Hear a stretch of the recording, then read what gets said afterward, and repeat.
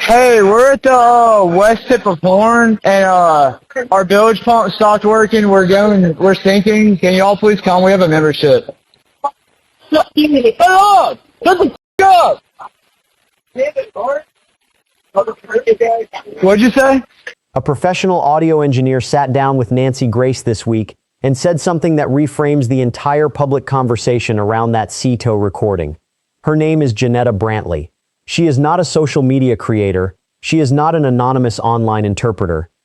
She is a working audio engineer who enhanced the CETO call using Logic Pro X, a professional digital audio workstation, by isolating the left and right channels of what she identified as a dual mono recording, the same technique used in professional audio forensics. The same technique that separates overlapping sounds that human ears cannot reliably distinguish in real time. She downloaded the recording directly from Lox's YouTube page, which sourced it directly from the Mississippi Department of Marine Resources. She was not working from a processed version with a different digital fingerprint than the authenticated original. She was working from the same file the state agency released, and what she heard when she isolated those channels and removed the interference stopped her cold at 5:45 in the morning while her husband sat beside her asking what was wrong. "Damn it, Bart. Nolan's really dead now." Those are the specific words Janetta Brantley says she heard clearly once the channels were separated. Not "is he dead" as a question being asked in panic. A declarative statement. "Nolan's really dead now," said after a name, said after an expletive directed at that name. And Brantley was not the only one who heard it that way. Nancy Grace asked her own producer Sydney to enhance the same recording independently without any prior knowledge of what Brantley had found. Sydney muted the CETO dispatch channel entirely so only the caller side was audible, and then raised the volume on the background commotion. What her independent enhancement produced landed in the same territory as Brantley's findings. Two separate people, two separate enhancement processes, working from the same authenticated source file, arriving at similar conclusions about what the background of that recording contains. Ms. Brantley, isn't it true that the audio you got was taken directly by XLO from MDMR, correct? The Mississippi Department of Marine Resources. Isn't that true? Yes. Okay, please continue, Ms. Brantley. So when I downloaded it from YouTube, I pulled it into my DAW, which is Logic Pro X. That's my DAW of choice. And when I first listened to it, I realized that it was like a dual mono recording, which most, most phone services or operators utilize when they're recording conversations. And so it was already split between the caller, the dispatch, and the callers in the background. And so that's what made it easy for me to isolate it without having to do much to it. So that isolation, when I separated the left channel from the right channel, that just made me be able to really focus on everything that was on the call end. And what I was hearing was I honestly could not believe what I was hearing. Ms. Janetta Brantley, isn't it true this is the same audio that was released by the Mississippi Department of Marine Resources? Yes, that is absolutely correct. Let's listen to it one more time.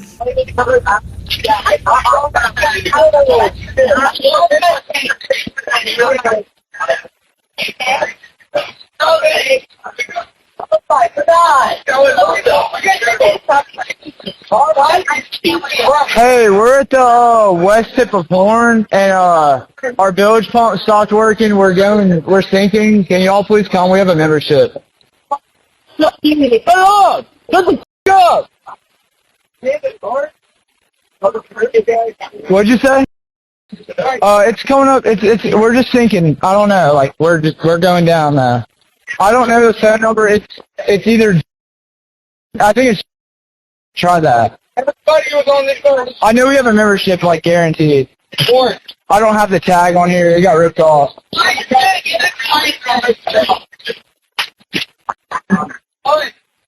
What? No, we do not need that. Let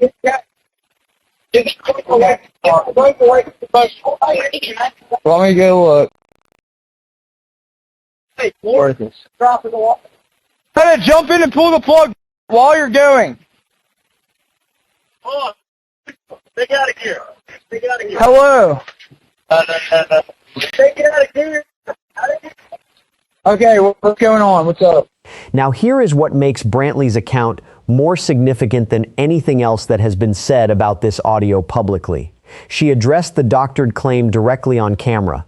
Nancy Grace pushed her on it specifically, and Brantley's answer was precise. She got the file from Locke's YouTube page. Locke's got it from the Mississippi Department of Marine Resources. The chain of custody from the state agency to the news outlet to Brantley's workstation is documented and straightforward. For the enhanced viral version that digital forensics expert Robert Freed found to have a different digital fingerprint and 20 additional seconds than the authenticated original to have gotten into the public conversation, it would have had to have been altered before it reached Brantley. Which means either someone at the Mississippi Department of Marine Resources altered it before releasing it to Locke's, or Freed's findings apply to a different version than the one Brantley worked from. Veteran trial lawyer Fran Borghardt made this point on the show directly. If it is not Janetta, then who? She got it from the same sound that was released by the Mississippi Department of Marine Resources. What? You think they doctored it? Those two findings, Freed's technical problems with the viral version and Brantley's documented chain of custody from the authenticated source, need to be reconciled by a neutral forensic audio examiner working from the original file with full metadata before either one can be treated as the definitive answer. That examination has not happened publicly, and until it does, both findings sit in the claimed category rather than the confirmed one. But here is what is confirmed tonight that has received almost no coverage relative to how significant it actually is. There have been 2 arrests connected to this case. Not 1, 2. Joseph Alfredo Vasquez Dumar, arrested in Sacramento, California, for threatening Judge Ashley Cole and her family. And now Michelle Francine Edwards, an Ohio woman, charged in the U.S. District Court, Southern District, Mississippi, with 1 count of transmitting threatening communications in interstate commerce for calling Mississippi law enforcement officials more than 25 times, making bomb threats and saying, "Don't go outside." 2 people, 2 separate states, 2 separate sets of federal charges, both connected to threats generated by the public conversation around Nolan Wells. The FBI and federal prosecutors are actively working threat cases connected to this investigation on multiple simultaneous fronts. And the digital trail they used to find Dumar in Sacramento, an email address, an IP address, a date of birth, a street address, is the same kind of trail that exists for Edwards in Ohio and for every person who has sent threats through any digital channel connected to this case.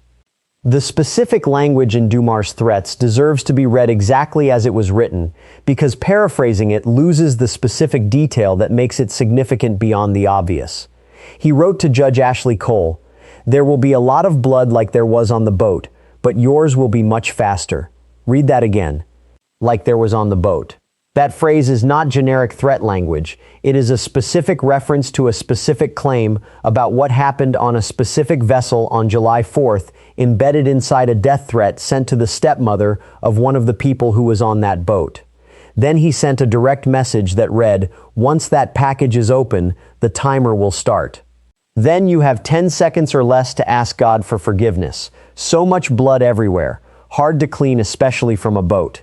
The boat reference appearing twice in the same set of threats is a detail investigators examining the full context of who sent these messages and why are specifically positioned to evaluate. Dumar is now in federal custody.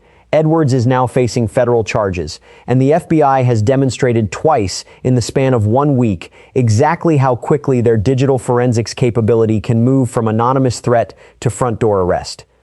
Now here is the development from this episode that has received almost no attention anywhere, and that changes one of the most repeated claims about this case. Throughout the public conversation around the Nolan Wells investigation, it has been stated repeatedly that the friends took polygraph tests and passed. Brandon Tatum referenced it. Warren Hudson's own account suggested it. It has been treated as a meaningful data point suggesting the friend group has nothing to hide. Have the friends taken polygraphs? Well, from my understanding, all but I believe one took a polygraph, and from what was told to me that they all passed, and all of the ones that took a polygraph took one without a lawyer. And they cooperated with law enforcement. So from my understanding, everybody took a polygraph test. Why do you say that's from what you understand? Did they tell you they took a poly and passed? Yes, ma'am. They told me that they did it. I wasn't there. So that's what I'm saying from my understanding. They told me that all the boys except one, which is Warren, I believe, took a polygraph test. All of them did not have lawyers and did it and cooperated with police. Warren also cooperated with police. I just believe he didn't take a lot to take the test, but Warren is the young man that I interviewed. So according to what they told me, they all took a lie detector test and passed. And it's an equivalent of a lie detector test. It's not a traditional lie detector test, but it's the same theology of trying to get to if a person is lying. I don't know the name of it. It's an equivalent of a lie detector test. It's a different methodology. I don't believe it was a polygraph test. I believe they took other stressors in order to analyze if the people were telling the truth or not. So then the answer to did they take a polygraph would be no. Former FBI Special Agent and Polygraph Examiner George Olivo appeared on Nancy Grace this week and clarified what actually happened. And his clarification matters enormously for how much weight that claim actually deserves. The friends did not take traditional polygraph tests. What they likely took based on the description of a stressor test was a voice stress analyzer, and Olivo was direct about what that means. The research is very weak on that type of technology. I'm saying this as a polygraph examiner. If you had a choice between a voice stress analyzer and a polygraph, there is really no comparison. A polygraph is going to be way more preferable. Nancy Grace was even more direct. Voice stress test my rear end. That ain't coming into court. In fact, I wouldn't even pay any attention to it. A traditional polygraph measures involuntary physiological responses that are extremely difficult to control without extensive training. Respiration rate and depth, heart rate, blood pressure fluctuation. Electrodermal activity, measuring sweat gland conductivity at the skin, peripheral movements, tracking attempts to cheat the test. All of those are being recorded simultaneously and compared against baseline responses established during neutral questions at the start of the examination. A voice stress analyzer measures microstressors electronically in the voice. Olivo's professional assessment is that the research supporting its reliability is weak and that it is not comparable to a traditional polygraph as an investigative tool. What is the test that Officer Tatum is talking about? To what is he referring? I think, and he was kind of cryptic, maybe intentionally or unintentionally, maybe he didn't really know, but it sounded like he was referring to a voice stress analyzer. Those are these machines that detect microstressors electronically in the voice. The research is very weak on that and that type of technology. I guess it's better than nothing, but the bottom line is, and I'm speaking as a polygraph examiner, and I'm saying this, no diagnostic tool, and you know this obviously, should ever be used as a final verdict. I mean, it is just one piece of the truth puzzle. But obviously, if you had a choice between a voice stress analyzer and a polygraph, there's really no comparison. A polygraph is going to be way more preferable. Well, even polygraphs are not allowed in a criminal trial unless both parties stipulate they will be allowed to up front before the poly's even taken. They are allowed in civil trials. And isn't it true, George Olivo, you're the former FBI polygrapher, isn't it true the questions matter? They're critical. Because if you throw opening questions like, did you do anything wrong? Or what happened that day? You can't ask questions like that. You really have to ask yes/no questions, then they can expound upon it. Your questions must be very specific. Isn't that true? 100%. Yeah. Test question construction is something that is going to, a lot of things are going to make or break a test, but test question construction is key. And, if something is, let's say, there's a missing child, a missing person, and you ask someone of interest, are you responsible for their disappearance? Well, that's a terrible question because, they may feel morally responsible. If only I had been more careful. They feel guilty. And so you're asking the wrong question there. So you really have to get with the investigator. Or you could have asked the perp that grabs the kid off the street, are you responsible for the disappearance? And they go, no, because in their mind, it's the parents' fault. because the child was out on the street. What that means for the public conversation around this case is specific and direct. The claim that the friends took polygraphs and passed needs to be corrected. They took what was most likely a voice stress analyzer test, a tool that a former FBI polygraph examiner says has weak research and is not worth paying attention to as an investigative instrument. That does not mean the friends are lying. It means the test they took does not carry the evidentiary weight that the word polygraph implies. And it means that the only test that would actually carry that weight, a traditional polygraph administered by a qualified examiner with questions approved by investigators, has not been taken by anyone in this friend group as of this reporting. Now let me bring in the dispatch operator detail that Nancy Grace and her panel flagged as genuinely unusual, and that deserves analytical attention rather than dismissal. During the CTO call, the dispatcher at one point asked, "Is there a living person, someone breathing on the boat? Is there anybody on the boat?" Nancy Grace and political commentator Teslin Figaro both noted this independently. Standard tow dispatch calls do not typically include questions about whether people are breathing. The dispatcher's job is to locate the vessel, establish membership, coordinate the tow. Questions about whether living people are on board belong to Coast Guard emergency response calls, not routine maritime towing dispatch. Whether that dispatcher heard something in the background that prompted her to ask that specific question is something investigators examining the full authenticated recording with access to all metadata are specifically positioned to determine. Figaro made a direct point on this. Even the operator said who is breathing on the boat. Who says that? What operator says who all is breathing on the boat? That question coming from a dispatch operator during a routine tow call is the kind of documented contemporaneous detail that a grand jury examining every piece of evidence in this case will have access to in a way the public currently does not. Death investigator and forensic professor Joseph Scott Morgan appeared on the show and addressed the autopsy question with the kind of technical precision this case has needed. He focused specifically on the decomposition timeline and what it means for both the state autopsy and Dr. Mitchell's independent findings. His central point was direct. The state medical examiner examined Nolan's body within approximately 48 hours of recovery. Dr. Mitchell did not examine the body until July 10th, 4 days after recovery. The difference in decomposition between those two examination windows is significant. Morgan said the doctor in DC is seeing significant decomposition, and that the second physician could not establish the causal effects of the 12 by 8 inch discoloration at the back of Nolan's head because the injury or insult being examined was compromised by decomposition. His question about how the body was treated during transport between Mississippi and Washington, D.C., and whether refrigeration was maintained throughout is a specific logistical concern that affects how the two sets of findings can be compared against each other. He also noted the absence problem directly. The second physician is already absent, the organs of the neck, absent intact lungs, and the specter of drowning is on the table as well. So if you want to make a thorough scientific assessment, he is kind of handcuffed at this point. That handcuffed assessment from the family's own independent pathologist is exactly why Crump's proposal for both pathologists to share findings and photographs with each other is not just a legal strategy.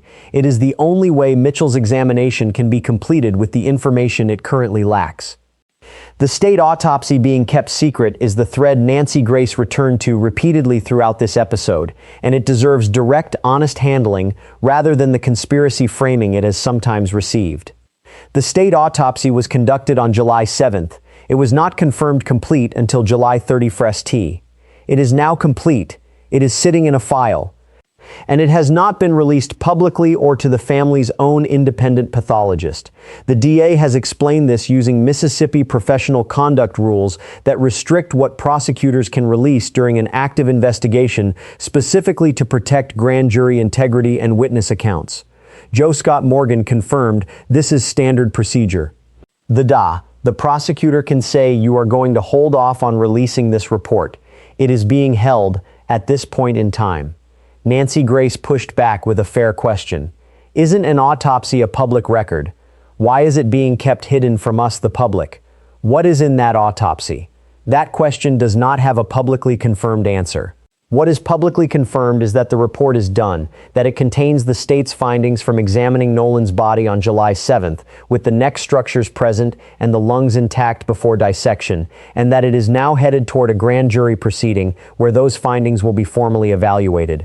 What the state found when they examined the trachea, the laryngeal cartilage, the thyroid horn, and the hyoid bone that Dr. Mitchell never had access to is in that report. Whether those structures show evidence of compression or fracture or nothing relevant at all is in that report, and the grand jury will see it before anyone else outside the investigation does. Joe Scott, follow up. I'm not arguing in Burkhart's. Let's learn, if we can, from what he's saying. Jump.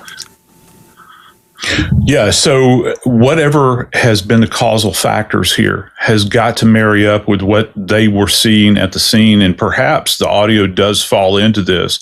You know, these statements. And I think that probably from a medical legal perspective, that is the coroner and the medical examiner are going to want to be able to fully appreciate what is being said here from a timeline. This is absent the police's investigation. They're going to try to rule in or rule out what they're seeing presenting on Nolan's remains when they finally did receive them at the state medical examiner's office and that examination began. And this is going to be critical and key, you know, because the causal effects here are going to be critical. You know, we go back to these changes that the second autopsy referred to on the back of the head. Now, the doctor was not able to, at that point in time, even though he did do a thorough, what's referred to as a layered dissection here, he could not establish the causal effects here because the injury or the insult that you see there, this presentation, is compromised by decomposition. So what did the state medical examiner see? My problem is here, Nancy, how was the body treated before or after the first autopsy and the body is transported up to DC? I have questions about this because they're talking about to the degree with which the body was decomposed. The doctor up in DC is seeing significant decomposition. We don't know what they saw in Mississippi, but I do know that you're only talking about what, and I'm ballparking here, please give me some grace, maybe 48 hours tops. Before the medical legal authorities have seen the body. So how far degraded is the body to compromise any of this? And this evidence is going to have to be borne out, not just with the physical findings that you see with the unaided eye, but also whatever's going on toxicologically. Now let me close on the human dimension of everything this episode produced, because Nancy Grace ended her show with something that cuts through every legal proceeding and every forensic thread and lands on what this case is actually about at its center. She said Nolan's mother should be packing him to go back to school tonight. Instead, she is visiting his remains and now receiving death threats. Teslin Figaro made a point that has not been made clearly enough anywhere in the coverage of this case. Nobody is talking about the death threats Christine and Elmore Wells have been receiving. 2 federal arrests have been made for threats against people connected to the friend group. The threats against Nolan's own parents have not produced the same level of public accountability. Figaro said directly, the actual people who are grieving the loss of their son, nobody gives a damn about the death threats they are receiving. That asymmetry is worth naming plainly. A judge connected to the friend group received a threat, and a man is in federal custody in Sacramento within days. Christine Wells is a nurse practitioner whose workplace has been flooded with fabricated negative reviews and whose family has received threats, and the arrests connected to those specific threats have not been publicly confirmed. Both deserve the same level of institutional response. Both deserve the same level of public accountability. And the fact that one produced a federal arrest in Sacramento within days, while the other has not produced the same visible response, is a specific documented asymmetry that the people responsible for this investigation are aware of, and that the families watching this case from both sides are living with every single day. Janetta Brantley told Nancy Grace at 5:45 in the morning, when she first heard what she heard in that enhanced recording, she turned to her husband and said, "If this is real, this changes everything. It is seismic." The grand jury will determine whether what she heard holds up to the scrutiny of a formal legal proceeding. The state autopsy sitting in a sealed file will either support or contradict what the independent pathologist found. The throat tissue still in Mississippi will either show something when Dr. Mitchell finally examines it, or it will not.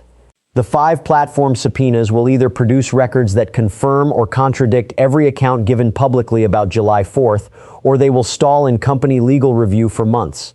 The voice stress test the friends took will either be supplemented by traditional polygraph examinations with investigator-approved questions, or it will remain the only test on record.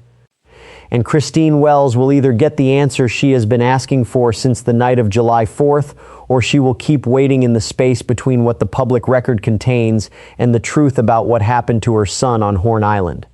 Nolan Wells was 18 years old. A God-fearing, God-loving child in his mother's words, someone who would make you feel comfortable just by being in his space. Someone who would be your biggest cheerleader the moment you told him what you wanted to do with your life, even if he had just met you. He deserved to come home from that island. His family deserves to know why he did not. And this investigation is not finished until they have that answer. If you have made it this far, do not forget to subscribe so you can stay updated as this case develops. Something is moving. I will talk to you very soon.